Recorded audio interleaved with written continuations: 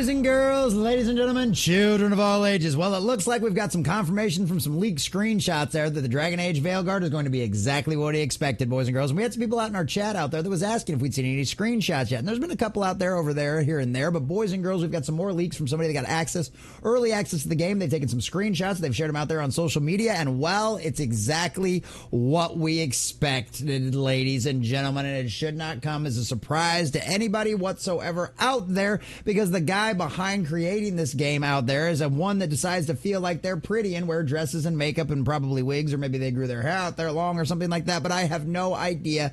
These are the ones that said Dragon Age has always been inherently LGBTQ plus alphabet soup mafia kind of game, and he is just so proud to make sure that everybody knows that and gets beat over the head with his personal ideology over and over again, because when you see the screenshots from this dialogue, it will probably make the majority of you out there go, ugh, because this is absolutely insane. It is immersion breaking. It is once again bringing real world issues into what is supposed to be a fantasy setting, where it literally makes no sense whatsoever to have any of this kind of nonsense in here, where you literally live in a world where there is magic that can do practically anything, ladies and gentlemen. So we're going to check out this article from thatparkplace.com, give you all of the juicy details and show you off all of these new screenshots that we've got from this game before it releases on October 31st, because boy, I cannot wait for all of that kind of confirmation as well. But before we do, if you do enjoy our content, hit that like button, share with all your friends, and subscribe or follow if you are not already, boys and girls, because we are grinding, we are growing, and we're almost at 600, and I could not do that without every single one of you. Also, leave us a comment in the section down below. Let us know what you think about this. Do these screenshots surprise you at all? Are you still one of those people out there that was on the fence about getting this game, or do you not have a problem with any of this kind of nonsense whatsoever, and you cannot wait for this game to release on Halloween? Which, the fact that people are getting to dress up and pretend to be their things that there aren't, especially concerning the fact that it's from a guy who's pretending to be constantly dressed up as something that he's actually not. It's kind of funny that it's coming out on Halloween, but that's beside the point. Also, if you'd like to help support this channel, please check out the links in the description down below as well. So, from thatparkplace.com and our dear sweet John F. Trent. New Dragon Age The Veilguard gameplay confirms the game is ultra woke. Oh, color us shocked there. With review embargoes released for Dragon Age The Veilguard and a number of physical copies already making their way into the hands of gamers, new gameplay confirms that rumors and developer statements that our game is ultra woke. Oh, color us shocked there. Earlier this month, a playtester broke his NDA and informed YouTuber Nahuri that the game was ultra woke and included the Qunari campaign Taash, informing the player character that she is non-binary, which is all stuff that we've kind of covered from the past, and yeah, we absolutely know that as well. He said, "She told me that I was a non-binary person. How the hell did a fantasy game in Thetis have the word non-binary? She said, I don't like men and I don't like women. I identify myself as non-binary just like that. So you're essentially like, you don't like men, you don't like women either. So are you asexual then? Because that's really what that comes down to. That's non-binary. If you don't like men or you don't like women, you're asexual. But of course, we know that real language and real definitions don't actually mean anything to these people." Nahur shared a screenshot of the dialogue from the game that does indeed prove this dialogue exists. Taash says at one point in the game, "Non-binary.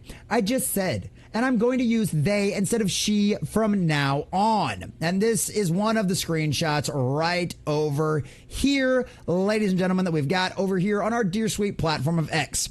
Taash says, "Non-binary. I just said, and I'm going to use they instead of she from now on." Oh, yes. Oh, yes, boys and girls. We literally get to watch this happen in real time in a Dragon Age fantasy game that has magic.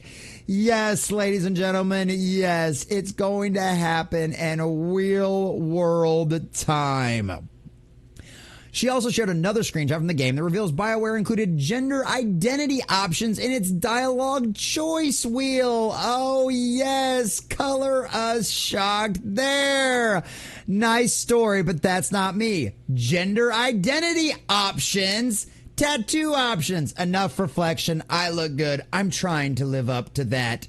Gender identity options. Boy, you just gotta love to have that in your character wheel. Now, don't you, boys and girls? It's such a beautiful thing. For anyone still on the fence about what I mean when I say the game is woke, and it will let you know at every single turn. Having diverse characters is not being woke. I completely 100% agree. You should look at my family. We're literally all diverse. I'm half Mexican and I got a bunch of other halves in my family as well. We're literally the United Nations in living color. We're literally diversity manifested, what it actually means, not this nonsense. Having fantasy characters use modern day language is being woke. Yes, she is. She says, yes, she's accurate. She shared another screenshot of the dialogue, what fuels the players to establish transgender identities, and of course rewards you with new quest options, boys and girls. Take a long, hard look in it, kid. I always show the face of a hero who can get it done. Establish transgender identity and unlock new dialogue options in future conversations. Yes, boys and girls. And if for some reason you did not watch my last video over there on Dragon Age the Veilguard, please go check it out. There's a whole bunch of extra information in there. But it's one of those things.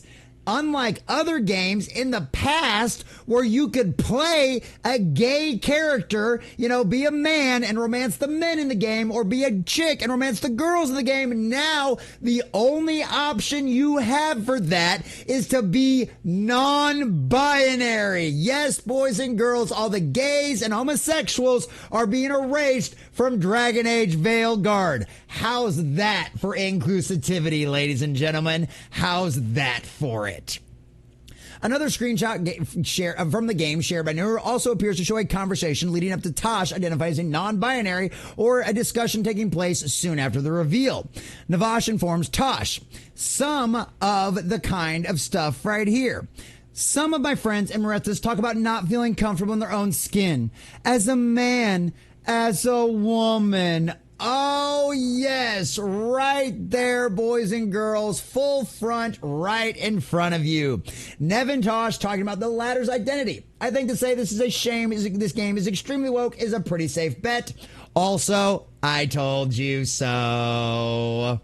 As noted above, none of this is surprising in the latest. Back in 2022, the game director, a man claiming the identity of a woman with a name not given at birth, Corrine Bush, really? Bush? Declared in a developer story on Biowares website that Dragon Age is a franchise that's inherently very queer.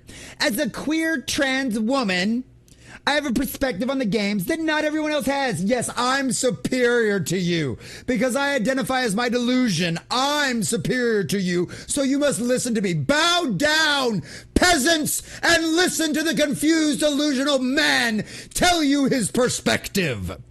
Dragon Age has long been a place where LGBTQI alphabet soup mafia folks can see people like themselves represented respectfully. It's inherently very queer, and it's such a rare thing for marginalized communities to have a representation where we feel so proud and powerful in how we depicted. Notice the narcissism dripping throughout all of this. It was never about giving you a good Dragon Age game. It was all about making sure that he felt represented in his mental delusions in a video game. Boy, isn't that wonderful, all the Dragon Age fans out there? Your beloved IP got used as a vehicle to help work out his own personal issues. It's deeply meaningful for so many. I often get emotional when I think about it would have meant for a younger version of myself. You mean the little boy that you were and still actually clearly are? To see someone like her in a game, and as a hero no less. I hope we can be a safe place for queer players to show you how they're not alone, that they are brilliant and worthy, but not only they are welcome, but celebrated. Oh yes, boys and girls, Dragon Age the Veilguard was never about making a good quality Dragon Age game. It was never about giving you an awesome story that really expanded the lore and pushed forward the story and the narrative. No, no, no. It was all about making sure a mentally delusional man felt represented and seen in your favorite video game franchise. Ladies and gentlemen, we've been trying to tell you that this is exactly what this game was going to be for weeks at this point. And now we've got the screenshots that confirm exactly what we suspected from the beginning. How did we know this? We're not geniuses. We're not psychics. We didn't have some kind of leaked insider information. No.